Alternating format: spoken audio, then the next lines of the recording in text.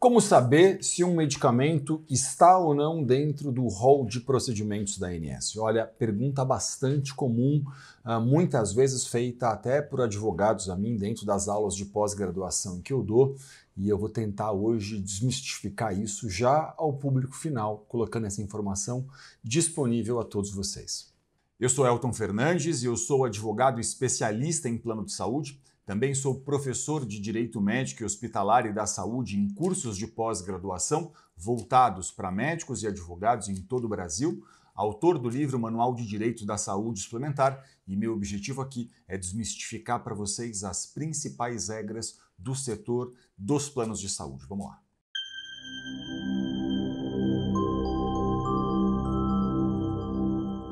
Olha, a primeira grande questão que a gente tem que compreender para a gente analisar isso é o que é o rol de procedimentos da ANS. O rol de procedimentos da ANS é uma lista de tratamentos, procedimentos, exames, medicamentos que os planos de saúde devem custear obrigatoriamente. Ponto.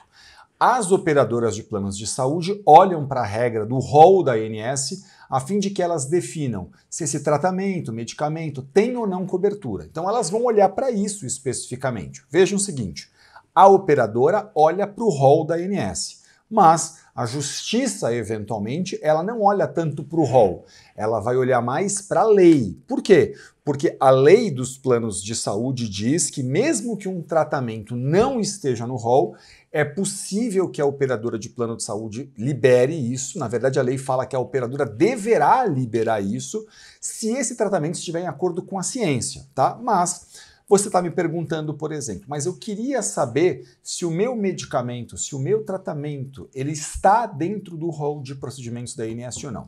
Para isso, eu preciso que você assista esse vídeo com todo cuidado, porque eu vou tentar aqui desmistificar algumas questões para você. Você vai entrar na Resolução Normativa número 465 de 2021. Elton, como é que eu faço isso? Você pode dar um Google, mas eu vou ser mais simples para você. Na descrição aqui desse vídeo no YouTube, quando você clicar nele, você vai conseguir acessar já essa resolução normativa número 465. Então, olhando aqui na descrição do vídeo, vai ter já um link em que você, quando clicar, vai poder acessar a resolução 465. Mas calma que eu ainda tenho que explicar algumas coisas, ok? O que eu preciso explicar aqui? Preciso explicar o seguinte, nem todo nome de medicamento estará dentro dessa regra da ANS. Como assim? Vamos lá, agora eu vou tentar tratar de vocês uma complexidade. Tem medicamento que está listado nominalmente. Por exemplo, eu posso pensar que, sei lá, vedolizumab é um nome de um medicamento que está dentro da regra do rol de procedimentos da ANS. Como eu sei isso? Eu entro nessa resolução normativa número 465, acesso o anexo 2 da resolução 465 e ao acessar o anexo 2, eu posso, por exemplo, pegar o meu teclado, se eu tiver um computador, e clicar em Ctrl F.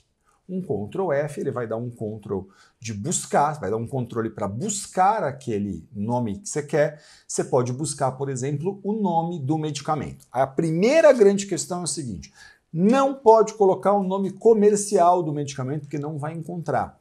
O rol da ANS trata só dos princípios ativos, tá? Então, ele só vai tratar do nome do princípio ativo e não do nome comercial do medicamento. Primeira grande questão. Então você pode, eventualmente, jogar o nome do medicamento ali e ver se o medicamento está dentro dessa regra, dentro do anexo 2.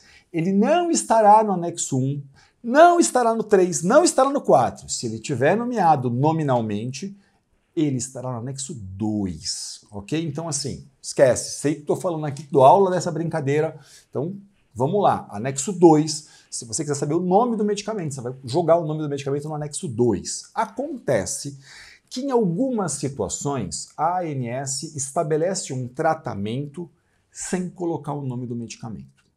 Como assim? Eu vou dar um exemplo concreto para vocês. Quem tem, por exemplo, o que a gente vai chamar de doença de Crohn, vamos pensar, pacientes com uma doença inflamatória intestinal grave, doença de Crohn. Esses pacientes, por exemplo, quando você joga nesse anexo 2 o nome da doença, doença de Crohn, o que vai aparecer? Vai aparecer a descrição de quem deve ter o direito de acessar um tratamento sem falar de medicamento nenhum. E aí? E aí, que medicamento vai ser coberto? Todos aqueles que forem para doenças autoimunes, por exemplo, todos aqueles que forem de uso, vamos pensar assim, de uso subcutâneo, de uso endovenoso ou intramuscular, todos eles vão ter cobertura obrigatória se atendidas aquelas condições. Então note aqui uma complexidade. Você vai buscar pelo nome do medicamento. Pelo nome do medicamento você deveria encontrar. Não encontrou? Ok.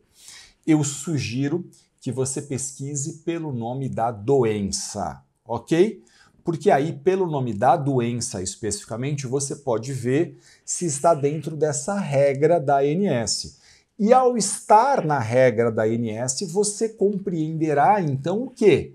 Você compreenderá agora quais são as condições que a ANS estabeleceu para que um paciente consiga acessar o tratamento. Porque aí você vai ver o seguinte, por exemplo, a doença X está lá na regra da ANS. Quais foram as condições que a ANS colocou para que um paciente possa conseguir acesso àquele tratamento? Aí você consegue ter acesso ao rol da ANS. Isso é uma coisa tão séria que eu costumo dizer dentro das aulas de pós-graduação que eu não consigo me conformar em que a gente não divulgue isso muito mais claramente, que a gente não explique para a população no final de contas, porque, claro, embora às vezes tenha uma linguagem técnica ali, técnica médica até, um paciente deve ter direito disso até para falar com o seu médico, para pedir uma explicação, para conversar com um profissional. Então você vai sempre entrar no anexo 2 e você vai colocar duas coisas para descobrir se o seu tratamento ou medicamento estão ali. Você vai colocar o nome do princípio ativo do medicamento ou o nome da doença, ok? Elton, eu não encontrei dentro do rol da ANS nem o meu medicamento e nem o nome da doença que eu tenho. Não estão ali listadas. Isso significa o quê? Bom, calma. Pode significar que a operadora de plano de saúde vai entender que ela não tem obrigação de custear o seu tratamento. Pode significar isso, ok? Mas eu volto para o comecinho da minha explicação em que eu disse para vocês em que a lei dos planos de saúde ela nada tem que ver com o rol. A lei fala que a operadora deve autorizar quando o tratamento estiver em acordo com a ciência. É isso que diz a lei. E aí, claro, eventualmente, só uma análise cuidadosa, específica e profissional de um advogado vai poder dizer para a gente qual é a minha chance, qual é a minha possibilidade de liberar o tratamento que não está na regra da ANS eventualmente. Porque o fato de não estar na regra não deve impedir que alguém possa acessar o tratamento, mas a gente já pode pressupor que será mais difícil a liberação, ok? Isso é muito importante. N particularidades, a depender do caso, vão se aplicar. N particularidades, né? A gente está aqui, estou tentando gravar um vídeo geral explicando uma regra geral para vocês, mas eu posso pensar em exemplos. Sei lá, alguém precisa de um antiangiogênico. Isso não está nem pelo nome da doença e nem pelo nome do medicamento, né? Mas ele está lá por antiangiogênico, por exemplo. Existem situações em que um medicamento oncológico, por exemplo, se ele não é de uso oral, ele não estará no rol da ANS, mas ele pode estar coberto por uma outra regra. Isso é mais complexo do que eu conseguiria aqui gravar, eu teria que fazer aqui um vídeo, uma live de muitas horas falando aqui, e eu cansaria todos vocês, porque ninguém chegaria até o final. Então, é importante que essa dica geral, ela já resolve parte expressiva dos casos. Ponto 1. Ponto 2, não encontrei. Quero, no final de contas, entender mais especificamente isso tal. Eu sugiro que você converse com um advogado especialista em plano de saúde, um profissional que está experiente, capaz de entrar nesses anexos, entrar no anexo 2, entender as particularidades do caso. E esse profissional, então, vai poder fazer uma análise profissional da sua situação e entender se tem alguma particularidade, se tem alguma diferença ali que seja capaz, então, de fazer com que você possa acessar esse tratamento pela sua operadora de plano de saúde, mesmo não estando na regra ou até mostrando, não, o seu caso tem uma particularidade diferente aqui e tal. Porque, como eu disse para vocês, tem aqui diferenças. Mas, anexo 2 vai permitir que você olhe ali e veja quais tratamentos a operadora está, em regra, obrigada a autorizar e quais são as condições que você precisará preencher para que você acesse esse tratamento.